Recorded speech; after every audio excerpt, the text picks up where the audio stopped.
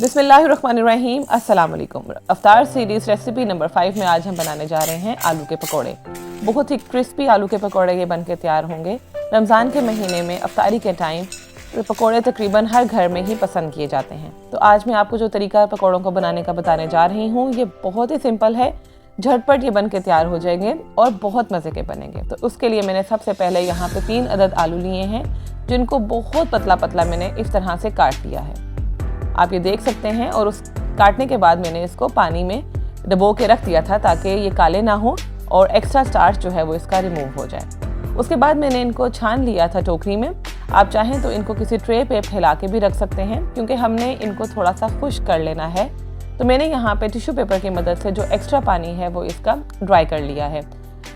अगर ये बहुत गीले होंगे तो जो बेसन की कोटिंग है वो इस पे से स्लिप हो जाएगी और ये अच्छे से फ्राई नहीं होंगे।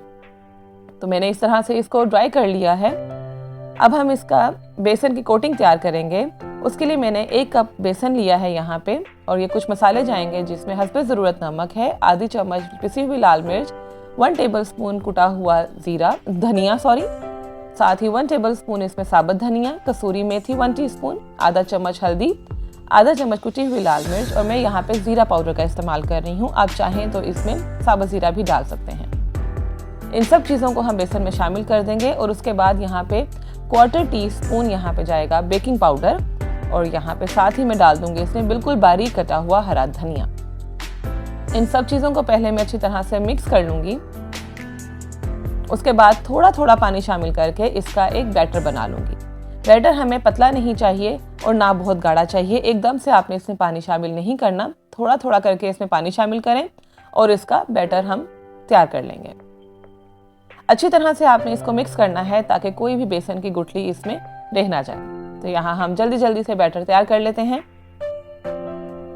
आप देख सकते हैं कि मैं थोड़ा थोड़ा पानी शामिल कर रही हूँ और इसका बैटर बना रही हूँ।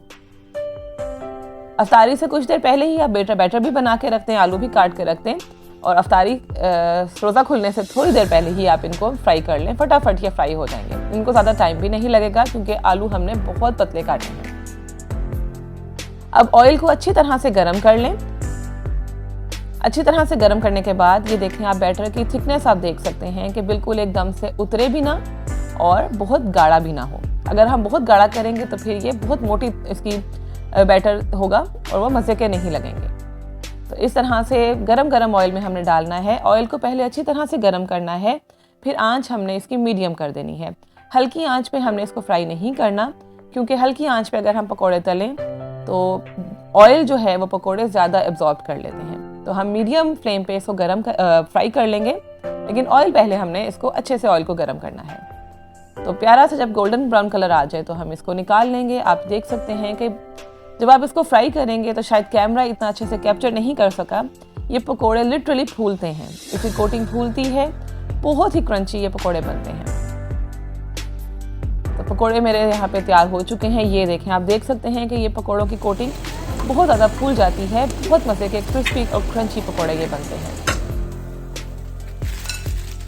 गरम गरम पकोड़े तैयार हो चुके हैं। इमली की चटनी मैंने यहाँ पे बनाई है, उसकी रेसिपी भी मैं आपके साथ इंशाल्लाह कल शेयर करूँगी। तो मैं यहाँ पे पकोड़े जो हैं वो इमली की चटनी के साथ शेयर कर रही हूँ, सर्व किए हैं। तो आप इनकी आवाज़ से भी अंदाज़ा लगा सकते हैं कि ये कितने क्रंची पकोड़े बने हैं। मेरी वीडियोस आपको कैसी लग रही हैं मुझे कमेंट बॉक्स में ज़रूर बताया करें। चैनल पे नए हैं तो चैनल को सब्सक्राइब भी कीजिएगा, वीडियो को लाइक एंड शेयर भी कीजिएगा। आज के लिए बस इतना ही, मिलते हैं अगली रेसिपी के साथ। तब तक के लिए अल्लाह हाफिज़।